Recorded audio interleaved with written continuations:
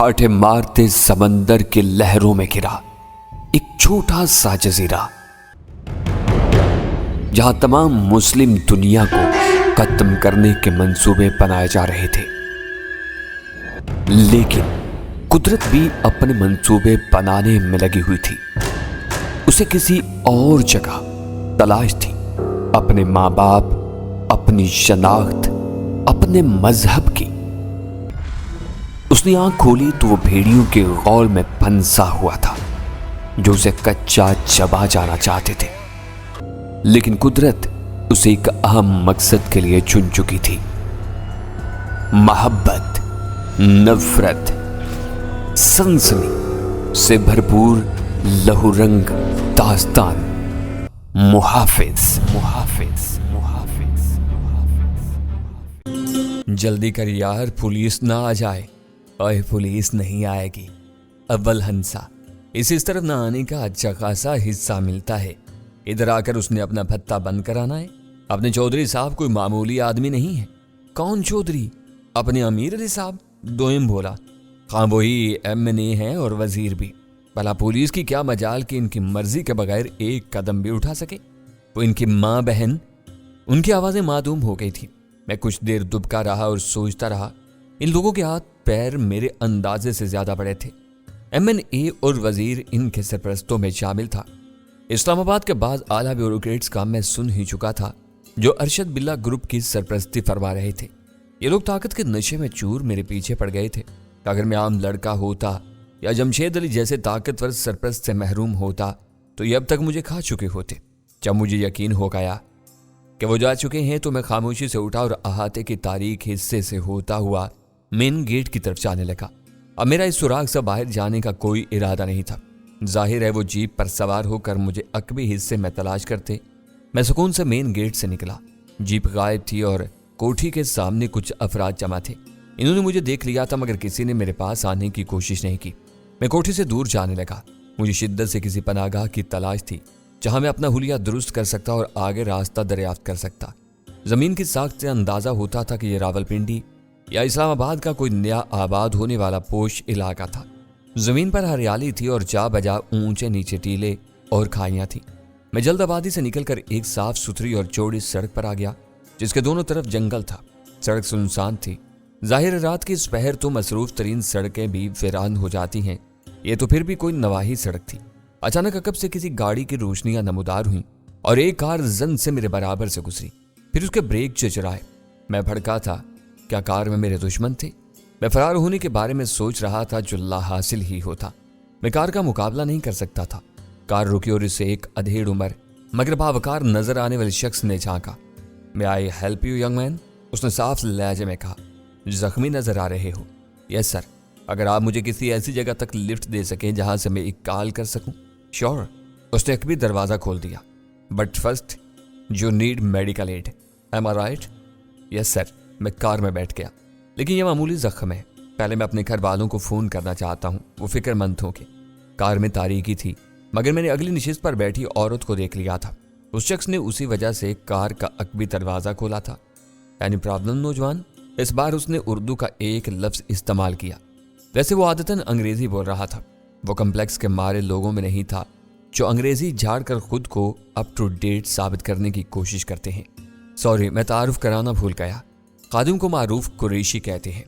GT road پر میرا ایک چھوٹا سا کارخانہ ہے لوہے کے سامان بنانے کا۔ میرا نام یوسف علی خان ہے۔ کراچی سے تعلق ہے۔ تعلیم حاصل کرنے کے لیے ایبٹا آباد کے ایک سکول میں زیر تعلیم ہوں۔ بعض وجوہات کی بنا پر اسلام آباد آیا اور مجھے اغوا کر لیا گیا۔ اغوا کر لیا گیا؟ وہ اچھل پڑا تھا۔ مونا سنا تم نے؟ سوری، میں اپنی وائف کا تعارف کرانا بھول ہی گیا۔ یہ ہے میری بیگم یا نصف بہتر doctor Mona Qureshi. She is physician and general surgeon. Nice to meet you Mrs Qureshi, میں نے کہا۔ Me too young man, but you are injured? وہ بولی تو اس کی آواز میں نغمگی تھی۔ پہلے تمہیں فرسٹ ایڈ کی ضرورت ہے۔ میں نے اندازہ لگایا کہ ڈاکٹر مونا 25-26 کے آس پاس تھی، یعنی وہ اپنے شوہر سے خاصی کم عمر تھی۔ وہ تقریباً 40-42 سال کا تھا۔ مجھے زیادہ فکر اپنے گھر والوں کی ہے۔ میں نے حتمی مگر نرم لہجے میں کہا، پلیز مجھے کسی ایسی جگہ اتار دیں جہاں سے میں کال کر سکوں۔ اس زمانے میں PCOs کا رواج نہ ہونے کے برابر تھا اور یہ ہر جگہ دستیاب بھی نہیں تھا۔ معروف قریشی نے اصرار کیا، ینگ مین ہمارے ساتھ چلو، فون ہمارے گھر سے بھی کر سکتے ہو، تمہاری حالت ایسی نہیں ہے کہ کسی پبلک پلیس پر جا سکو، پھر رات کے اس پہر کوئی پی سی او بھی نہیں کھلا ہوگا، اسلام آباد کا تمہیں شاید پتہ نہیں ہے، یہ سر شام سو جانے والا شہر ہے۔ میں نے اس کی پیشکش پر غور کیا، اصولاً تو مجھے اس کی مدد کی پیشکش پر کھٹک جانا چاہیے تھا، اس وقت حالات ایسے نہیں تھے۔ افغان جنگ کی وجہ سے پورا ملک تخریب کاری کی لپیٹ میں تھا، کوئی شخص کسی اجنبی پر اعتبار نہیں کرتا تھا، کسی کی مدد کا موقع ہوتا تو لوگ آنکھ بند کر کے گزر جانے کو ترجیح دیتے تھے۔ معروف اور اس کی بیوی نے نہ صرف مجھے لفٹ دی تھی بلکہ وہ مجھے گھر لے جانے پر بھی مصر تھے، حالانکہ وہ مجھے کسی ایسے مقام پر اتار کر اپنے فرائض سے سبکدوش ہو سکتے تھے، پھر بھی میں ان پر شک نہ کر سکا۔ ایک تو یہ کہ معروف قریشی دیکھنے میں سیدھا سا شخص لگتا تھا، دوسرے مجھے اس وقت واقعی مدد کی ضرورت تھی۔ ٹھیک ہے ڈاکٹر صاحب، لیکن آپ کو زحمت ہوگی، میں نے اس بات میں جواب دیا۔ کوئی زحمت نہیں ہوگی بلکہ ہمیں خوشی ہوگی۔ ڈاکٹر مونا کے لہجے سے لگ رہا تھا جیسے وہ خوش ہو گئی ہو۔ ویسے تم اغوا کرنے والوں کے پاس سے فرار کیسے ہوئے؟ بس یہ موقع مل گیا تھا اور میں وہاں سے بھاگ لیا۔ وہ میرے باپ سے 1 کروڑ روپے کا تاوان مانگنا چاہتے تھے۔ ڈاکٹر مونا نے سیٹی سی بجائی۔ اس کا مطلب ہے تم کسی امیر باپ کی اولاد ہو؟ بس یہ کچھ ایسی ہی بات ہے، میں نے گول مول انداز میں جواب دیا اور فیصلہ کیا کہ ان کے گھر سے فون کر کے فوری طور پر حسن علی کو ان کے ہاں بلوا لوں گا۔ میرا فی الوقت سوال و جواب کا موڈ نہیں ہو رہا تھا۔ ڈاکٹر مونا نے مجھ سے کچھ سوال کیے اور جب میں نے ہوں ہاں کر کے جواب دیا تو وہ سمجھ گئی کہ میں خاموش رہنا چاہتا ہوں۔ معروف قریشی نے کار ایک بستی کی طرف موڑ دی۔ یہ عمرہ کی پوش لیکن مختصر سی بستی تھی، جہاں سارے بنگلے ایک جیسی طرز تعمیر کے اہل تھے۔ شاید کسی ایک ہی بلڈر نے یہ بنگلے بنا کر بیچے تھے۔ یہ سب تقریباً نصف کنال پر بنے تھے۔ معروف قریشی نے کار ایک بنگلے کے سامنے روکی، ہارن پر چوکیدار نے گیٹ کھولا۔ اندر پورچ میں ایک چھوٹی سی کار کھڑی تھی۔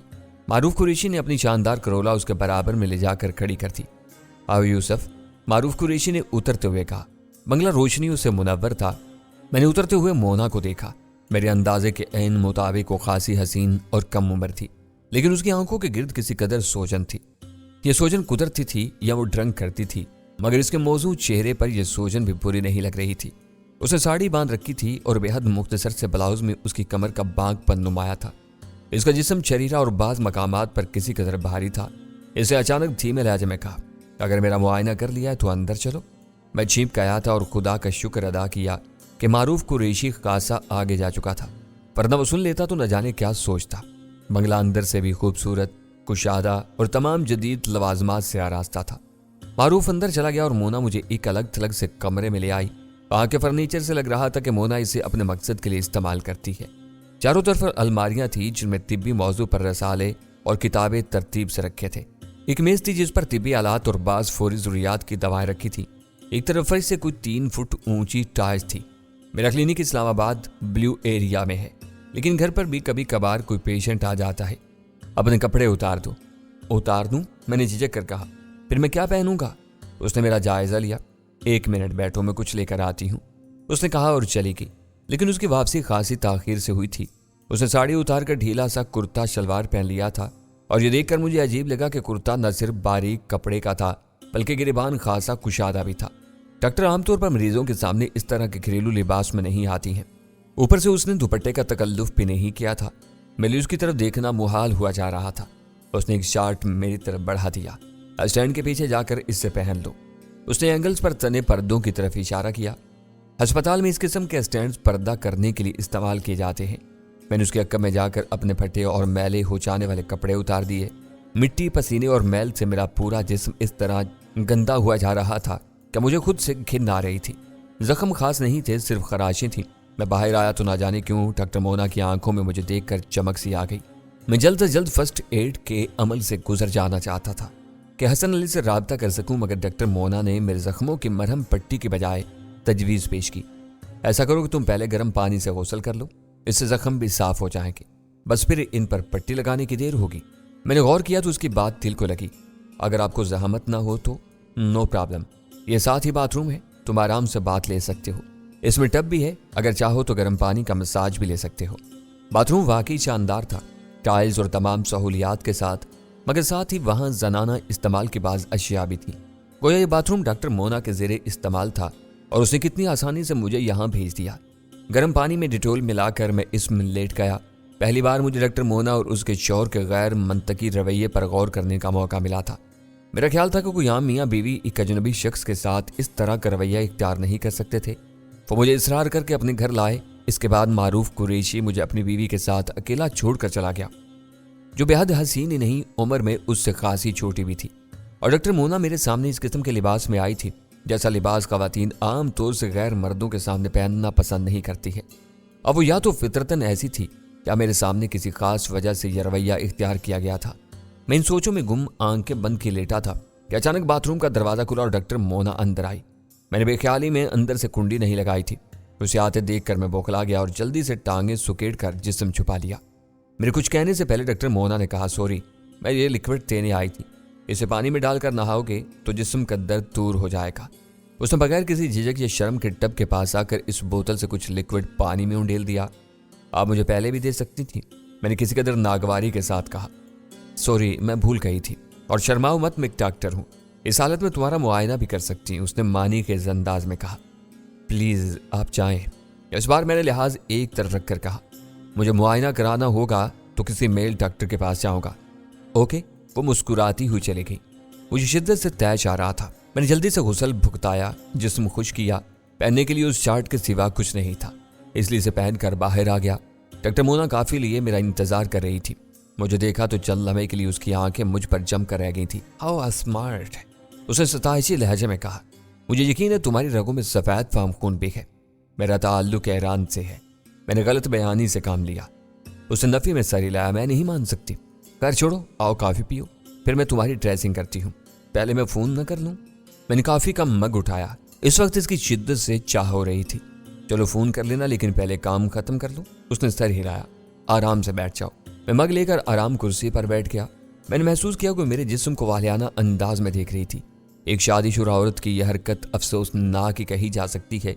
कॉफ़ी पीते हुए अचानक मुझे बेचैनी सी महसूस हुई और फिर कमज़ोरी का एहसास हुआ। मैंने मग एक तरफ रख कर उठना चाहा तो चकरा कर गिर पड़ा। कॉफ़ी में शामिल दवा बेहद ज़ोदे असर थी। मैंने डॉक्टर मोना की तरफ देखा। उसके चेहरे के नकूश बन और बिगड़ रहे थे। कभी वो लोमड़ी जैसी नजर आ रही थी और कभी चुड़ैल। तो तुमने क्या शामिल किया कॉफ़ी में? वो हंसी तो उसकी हंसी गूंजने के अंदाज में सुनाई दे रही थी।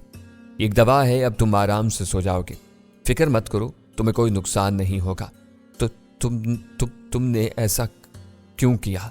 मेरा जहन चकरा रहा था और आवाज़ और जुबान बेकाबू हो रही थी।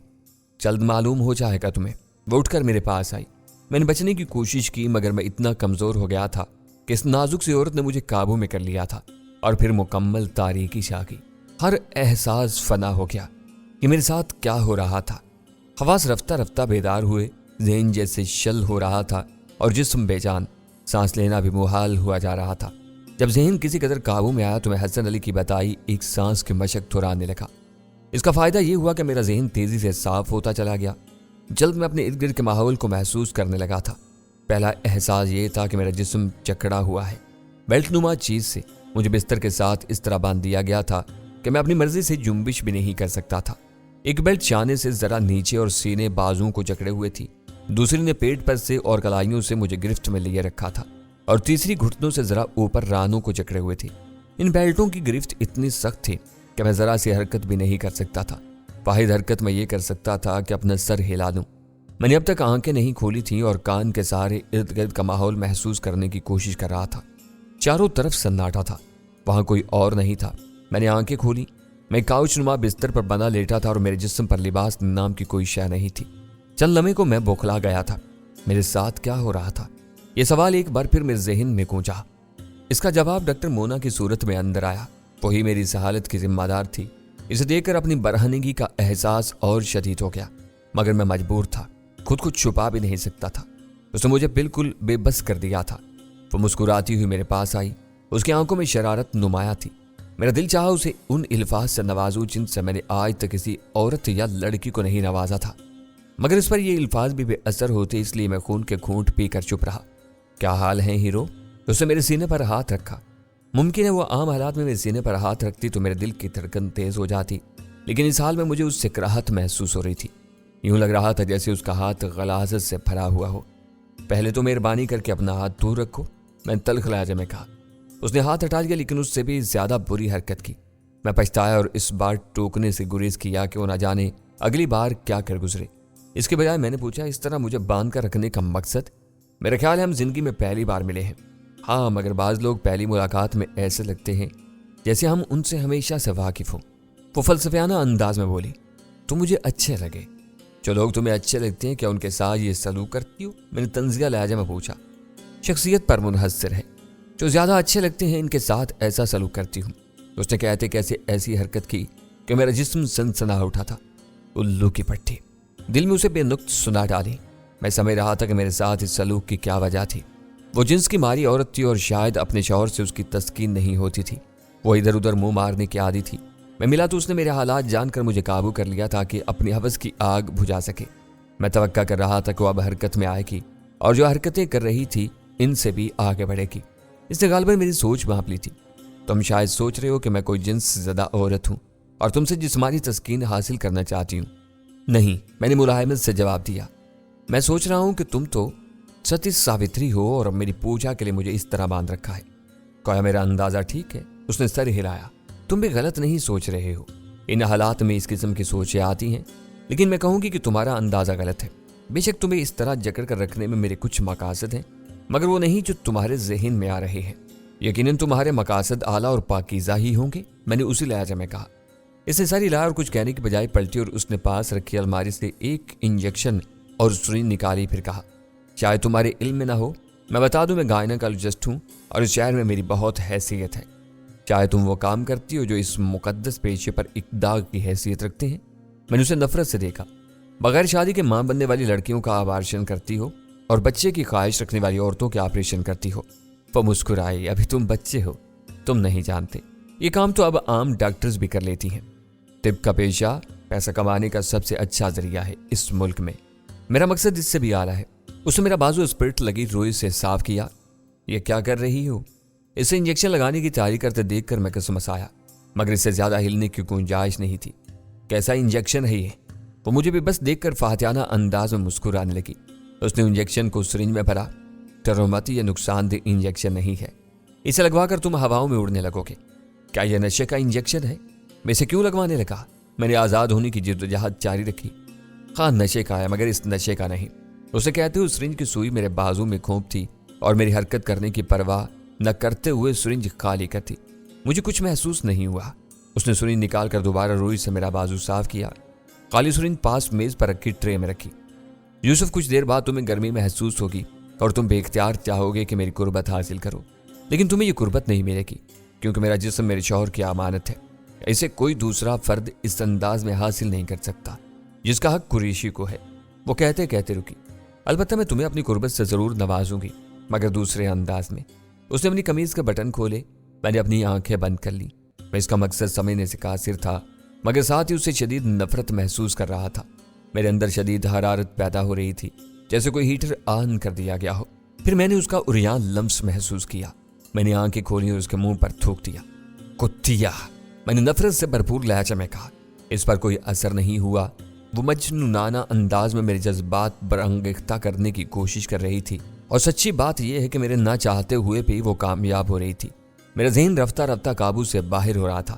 اچانک میں نے سانس روک لی اور یوں ساکت ہو گیا جیسے بے ہوش ہو گیا ہوں۔ مجھے جذبات کو قابو میں رکھنے کے لیے یہی ایک طریقہ نظر آیا تھا۔ میں یوگا کے موضوع پر قارئین کو بور نہیں کروں گا، مگر اتنا بتا دوں کہ اس مشق نے میرے جسم کے بڑھتے درجہ حرارت کو معتدل کرنا شروع کر دیا تھا۔ میرے جذبات بے قابو کرنے میں ڈاکٹر مونا کے توبہ شکن بدن کے لمس سے زیادہ اس انجیکشن کا کمال تھا جس نے میرے جسم میں اتار دیا تھا۔ اس نے بھی محسوس کر لیا کہ اس کی صحیح ناکام جا رہی ہے۔ اس نے میری سانس رکتی دیکھ کر بےتابی سے میری نبض ٹٹولی اور اسے چلتا پا کر میرے منہ پر ہاتھ مارا۔ سور کے بچے، اس نے مشتعل لہجے میں کہا، سانس لے۔ اس وقت وہ ایک معزز ڈاکٹر عورت کے بجائے ایک تیسرے درجے کی طوائف لگ رہی تھی۔ میں نے آہستگی سے سانس خارج کر کے دوبارہ سانس بھری اور اسے روک لیا۔ میں اپنی ساری توجہ اپنے ذہن کو قابو میں رکھنے پر مرکوز کر رہا تھا اور بتدریج میری حالت اعتدال پر آتی جا رہی تھی۔